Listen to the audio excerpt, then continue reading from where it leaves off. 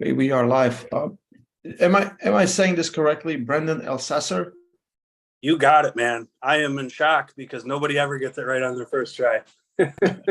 That's one of my talents is speaking. Man, you're special, man. How are you doing, brother? I'm doing great, man. I just got back from watching the East versus West qualifiers last night in Utica. I got to hang out in ref. I sold some protein cheesecake that I made for the first time, so that was a good day. I tuned into that and I saw you were the second referee. I'm like, yeah, Brandon's right there. So, yeah, that was my first tournament reffing. How was that tournament? Who did, because it was qualifier for the West side, right? Yes. So maybe some of the big names who won, who qualified, do you remember? In my personal opinion, I think the best class to watch was probably the 198s, right and left hand, mainly right hand. There was at least 4 or 5 guys that probably could have won that class. We had guys like Bill Sinks, Michael Grimaldi, Goga Ubalava, Noel Nunez, who I think beat Adam Warzinski a couple years ago in a super match. I don't know when Adam was still coming up, and yeah, he ended up winning it, but nobody made it through without a loss and unscathed. There was like 6 wars in that. It was definitely fun to watch. And then Nicholas Stone just went through everybody in the supers. I don't know if you've heard of him, but he's kind of younger, super heavyweight, coming up, just naturally strong. He's been kicking ass. I'm excited. I'm really excited because I think it's a huge opportunity for both sides. Like here, I think for us it's easier because it's our side. It's easier to go to Europe, to Turkey, But on a West, it's for the young guys, or maybe not even that young guys. Like I want to see finally a big tournament with some of the biggest names in North America that are yet not into the East versus West. I think that's so cool. Finally. Yeah, absolutely. And there was guys that I was hoping were going to be there that still didn't even show up, like Jason Merlo. I'm not sure if he has something else going on. My training partner, Dustin Jaliff, he wiped through everybody left-handed, but he's out right-handed at the moment. He's recovering and whatnot, so he didn't compete. And there's a lot of guys that could have been there that weren't there too. Yeah, I think the final will be interesting, and the East final will be very soon, like in the same when you're pulling same day. So and I think it's June, right, for the West. June. I think. Yeah. That's I'm looking so forward because Engin is so great. He gave us these matches that we want to see, and then he's like, how do we make these tournaments come back? Right. Dude, I don't question any decision that Engin has made. He's doing an amazing job, and yeah, I don't want to ruin that. That's for sure. You got to keep it going. The momentum is amazing right now. I can't wait to see the finals of the qualifiers, the East guys that qualified versus the West. That'll be fun. That'll be really fun to watch. It's such a great time in arm wrestling, and I think everyone who always said like I don't have opportunity to do this or that, your opportunity, right? Yeah, absolutely. Dream come true so far. And Brandon, you have a pretty big opportunity. You're coming here to face the champion, to fight for the title of 85 kilo, right? Yep. So I've been following you for years. So I see you had a lot of ups, sometimes little downs, but you've been kind of consistent on winning and getting in great matches and pulling through. And the last challenger that David Samushi faced was the guy that you beat actually in Monster Factory, Craig Tullier. So looking at that match, looking like how you dealt with Craig, looking at how Craig dealt with, talk about everything. Okay. So just by watching the matches, if extremely technically sound with everything that's actually going on, it would look like that I barely beat Craig and that David just went through him like it was nothing. So if you just looked at it that way, you would probably assume that I would have nothing for David. But as a professional, understanding the technical side of the game and stuff like that, we all know that styles certainly make matches, and what could be a tough match for one guy might be an easy match for another guy. And I think stylistically, I bring a whole different type of game to the for David than Craig did. I mean, Craig's certainly just as strong as me for sure. But I'm strong in different areas that might be a big problem for David. Did I answer all your question? Yes, yes, that's exactly how I see it. Because like you had a different match with Craig because you fight for different, like you want to get inside. Craig's just like, I'm just gonna roll outside all day. And with David, he will definitely meet you inside, you know. So I don't he might try to top roll, but I don't think that's the thing that he's so strong inside that he just wants that. Yeah, that's his ace for sure. And I feel I really want to see where this balance lies, because he's really strong, and I know you are really strong inside as well. So I feel like this match is, for me, it qualifies. A lot of people said like, oh, why does Brandon? I'm like, he beat the guy that was the challenger. Like, who else? You know, we still want to keep this East versus West for as long as we can, and I think it's you're definitely worthy. How's been training? How's been mindset coming into this? Give your feel. Yeah. So mentally, I would say I'm in the best position that I've been in a long time right now. I'm very healthy. For years, I was dealing with like brachioradialis pains that just kept popping up, and I've finally gotten that to go away. Because I used to just train it like every day, and it always bothered me and affected me. And then finally, I fucking got a little smarter and started training every like 3 days, and it finally healed up. And now I'm lifting heavier, and practices are way more efficient.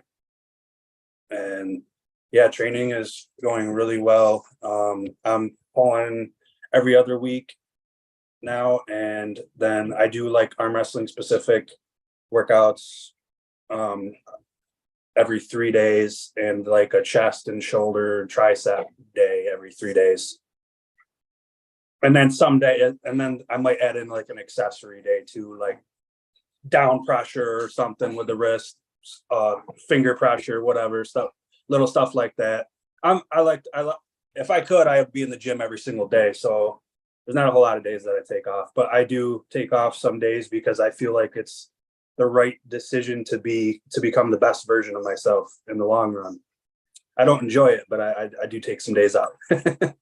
I'm right there with you. I would train every day if I could, but I'm trying to convince myself you need to take a day off. Take a day off. You'll see you'll be better. And it's always, but it's just sometimes I'm just like, I love training so much. Like I enjoy the process so much that I just want to be in the gym. But definitely that's a really smart approach. Yeah, I mean, if we had our choice, we'd probably be doing 1 rep maxes every single day.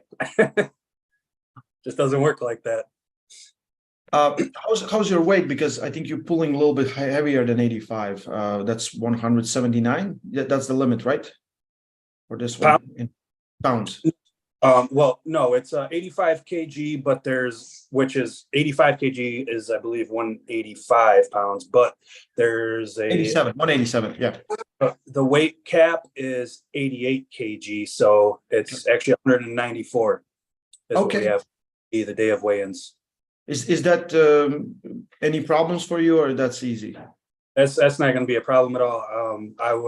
I have about 5.5 more pounds to lose in 3 weeks, and then the water cut for the weigh-ins, and that's it. So, yep, I'm losing a couple pounds, and then I'm kind of adjusting to it, and then I'll lose a couple more, and I got time, so I don't want to lose it all right now and then not be able to get any of it back. Yes. Yeah, that makes sense, because you still want to compete in your weight class. But yeah, game plan for this one. Have you worked something specifically? Have you talked with other guys? Like I love, like Paul Lynn has always a great game plan. That's, I think. Yeah. Be physically bigger than anybody he has ever faced in 85 kg. That's plan A. No, but seriously, I consider myself a very versatile puller. I can pull in any position if I got my hand, or if I don't, if it's a top roll, hook, press, my shoulder outside of my arm, it doesn't matter. I feel like I'm pretty strong everywhere, and it usually comes down to me finding the right path.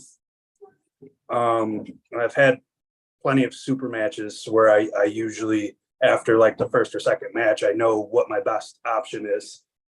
So I've got like 4 different game plans for Devit. I've got a plan that I'm going to execute on the very first match, and which I wouldn't even consider that my plan A, but just for how I think the match is going to go. I don't want to get into too much detail. No. You don't need. I just like I said too much already. Yeah. Is this your first time in Europe? Yes. Okay. Yeah. Are you worried a little bit maybe about jet lag, because that's always kind of right there? I think maybe slightly, but we have however many days to recuperate, so I think I should be all right. When are you arriving? I think I leave the May 2nd or something like that. Okay. I'm not really sure. Yeah, so maybe you arrive either Tuesday or Wednesday. That will be like that. Yeah, Tuesday or Wednesday, and we compete on Saturday. Yeah, that'd be like 3 or 4 days to recover. I think that'd be plenty. Yeah. I would assume. Always talk with any Americans, and they're like, "Oh no, I'm fine. I'm doing fine." Next day you meet them, they're like, they haven't slept. They just look like zombies. I'm like, keep this up, and then take a nap, and then it will kind of goes away. But there's always that one day where anything you do, you just feel bad.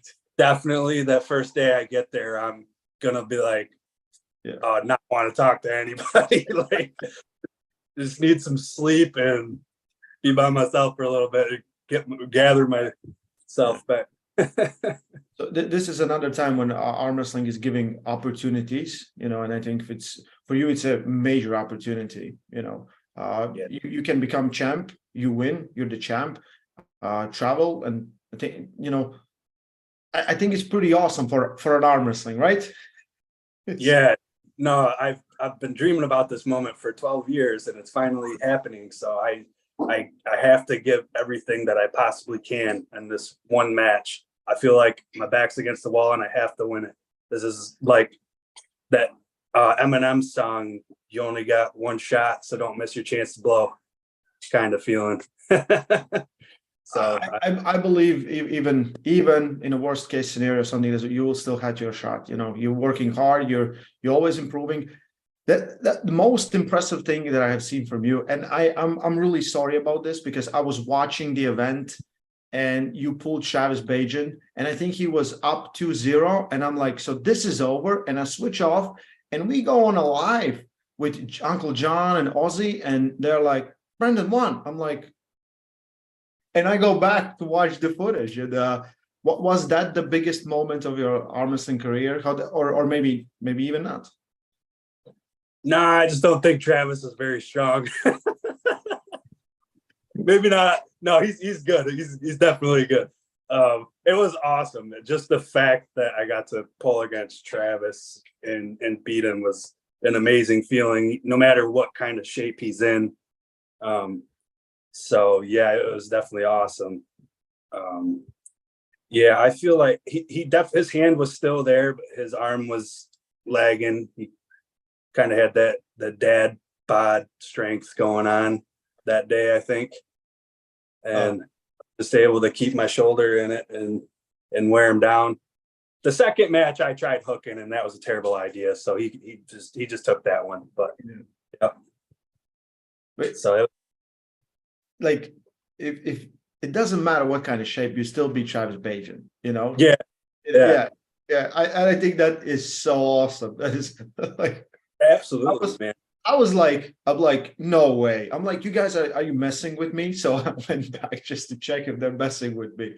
And I was like, holy shit. So that was definitely satisfying. It's any day it'd be like I beat the greatest of all time left-hander. Yeah. It's great. Yeah. I keep forgetting to piss Travis off with that one. So I will keep this in my mind just to remember next time I see him. I'm like, hey, if it was anybody coming. If it was anybody else, I might have been a little bit more humble with my words, but yeah, I it's like to mess with people too. So last time I heard him talking about our match, he tried saying that it was a fake match or something. So I had to say a little something. Yeah, but that's smart because you know when all this conversation about fake matches and arm wrestling, and Jerry's like, that was fake. Yeah. Because a match with him losing, it's got to be fake, right? Yeah. That is so awesome. It's so funny. So how old you are now? I'm 32. 32. Yep. How did you get into arm wrestling? My dad competed for many years. Growing up, we always went to. So he had a tournament a few states over that we went to every single year. It was like a vacation for us. We'd stay in a hotel.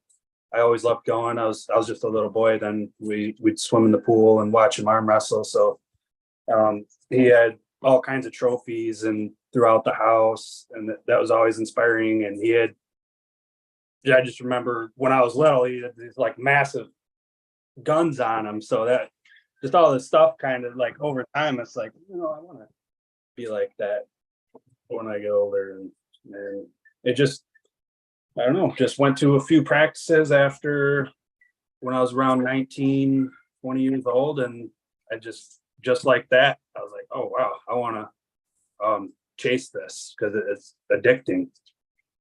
Very fun. So it's kind of is in family, right? It's pretty cool. Pretty cool. Yep. Yeah. Did you compete at that time, or it was just your dad competing? You just were watching it? Yeah, no, I just watched. Yep. I never had anything to do with arm wrestling until I was like 19, 20. That's weird. Yeah. But it kind of like everyone always asks, what's the best time to start arm wrestling? Whenever you start, that's the best time. Just start. For sure. Yeah. Yeah. I agree. Yeah. And you already told me like how your training was, but when you started, it was mostly practice, or you went to the gym as well? Because you love gym for sure, right? Yeah. I found the gym before I found arm wrestling. So I worked out for like a solid year, and then I got into arm wrestling, and I started out arm wrestling every 2 weeks because that's what they recommended to me. I was like, sure, sounds good. I don't know what I'm doing, so I guess I'm arm wrestling every 2 weeks. And then I was still working out in a gym. At the time, it was mostly just regular gym-based strength training, like bench and squats and deadlifts. And then it gradually turned into more arm wrestling stuff. And now today, it's like mostly, it's just 100% all in arm wrestling training. Everything I do is to become better at arm wrestling. Yeah, that's how it always evolves, I think, for everyone. You kind of get hooked and you're like, okay, more I put in, more I get out, right? So why shouldn't I put in more? Yeah. In USA, I looked at forget which rankings there was, but you're ranked number 3 into a 210.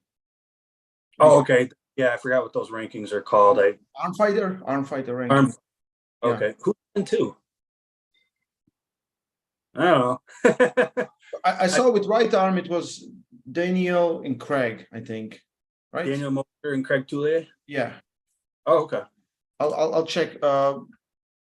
like who's your biggest rival in USA to claim that #1 spot? How do you feel? For 198? Whichever class do you feel like it's your class, or 210? I would say I'm probably the most dominant in a 198, just because I can make that weight and I can still gain all my regular body weight back. I could do 210 too. I could get up to like 240 pounds if I wanted to and cut down to 210, but I don't really want to do that. 198, I think I just pulled him, Craig. And maybe Daniel Mosier. I haven't arm wrestled him since we were amateurs. He's going to be pulling, I believe, Brent Rakers at the next Monster Factory soon, and my gut's telling me I might get the winner of that match. So it would be a lot of fun to pull Dan. He's one of the most feared arm wrestlers in North America.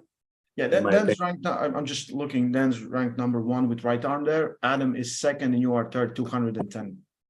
On those ranks.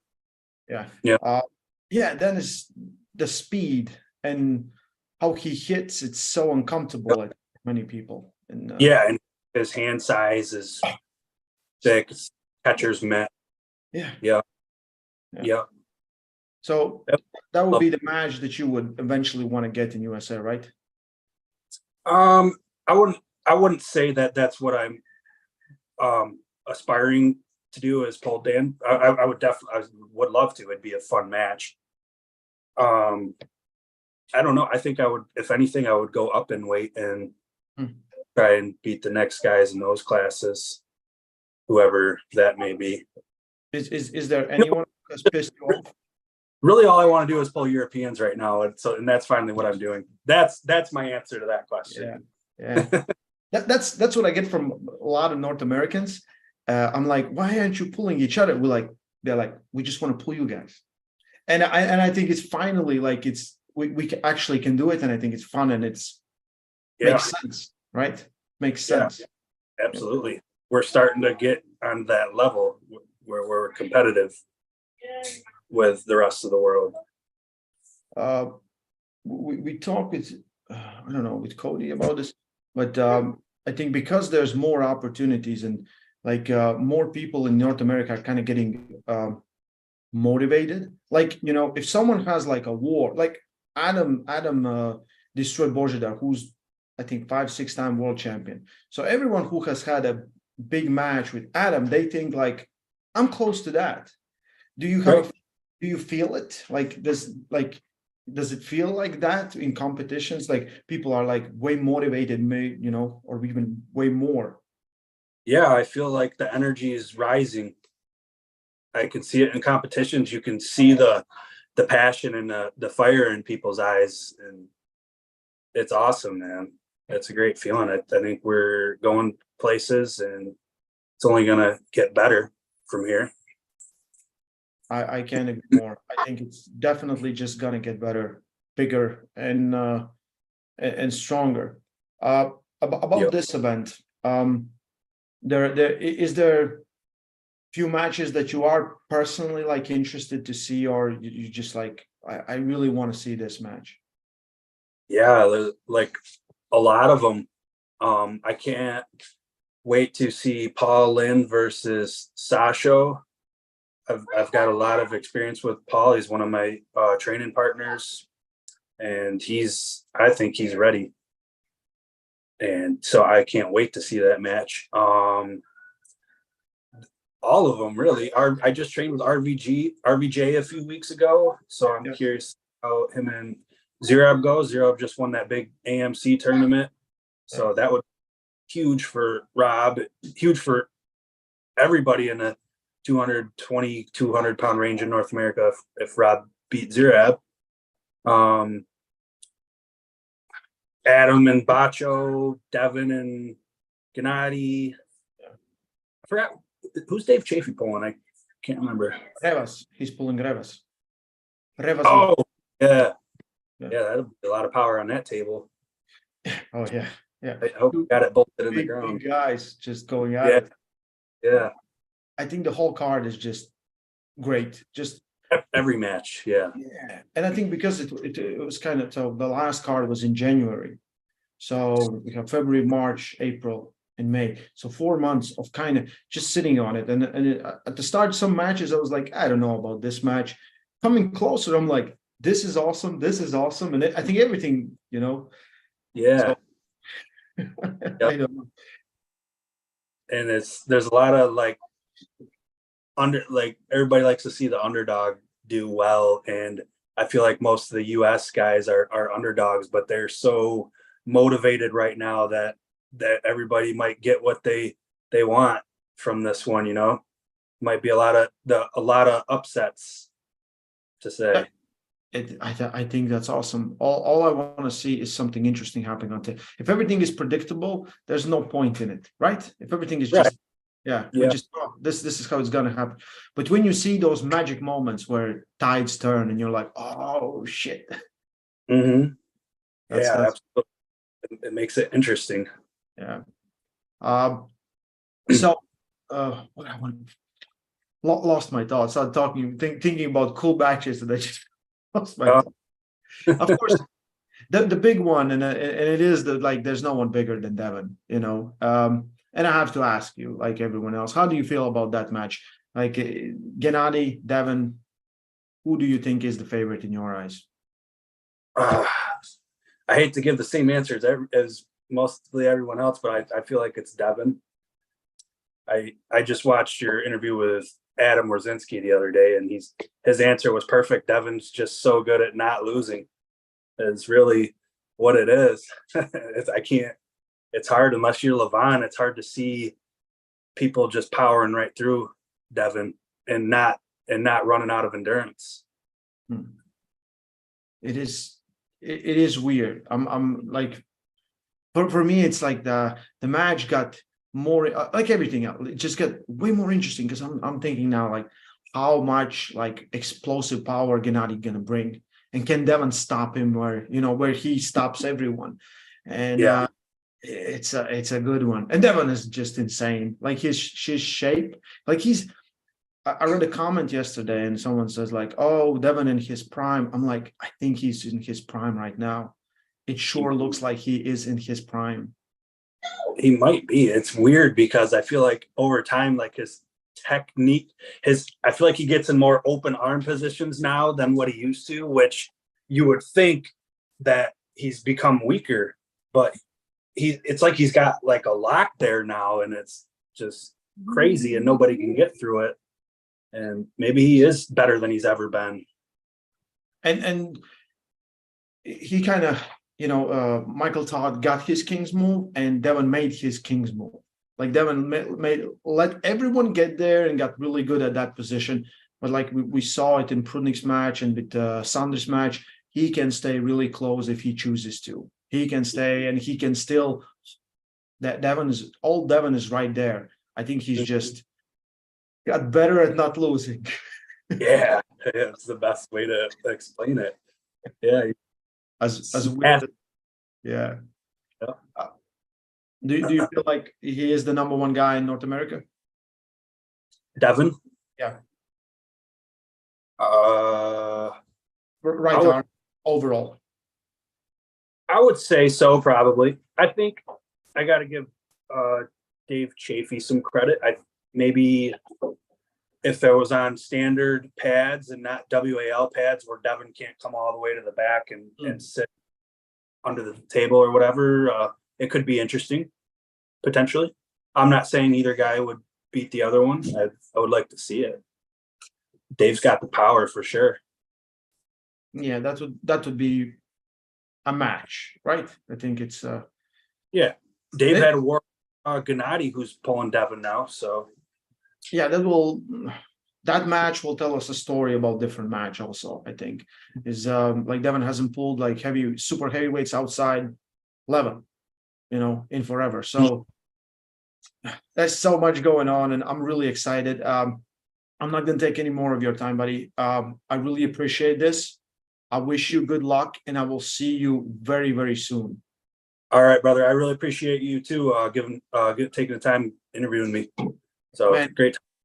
you're doing great. You showed enough potential that Engin invited you, and he's giving you the big opportunity to pull the champ. And I know you coming in prepared. And what I really love is the brotherhood that North Americans have. Like everyone has everyone's back, and it's what you want in the sport. This is, even though it's an individual sport, it feels like it's not, like it's team sport. Yeah, it does feel like a team sport. Exactly. It's a brotherhood. I'm blessed and honored to be a part of it. And I want to go over with a different team. So I can't wait. Yep. So May 6th, live on pay-per-view, Brandon Ellsessor, David Samushia for the middleweight world title. Okay, guys, stay strong. Love arm wrestling. Thank you, Brandon. Thank you so much, man. Take care.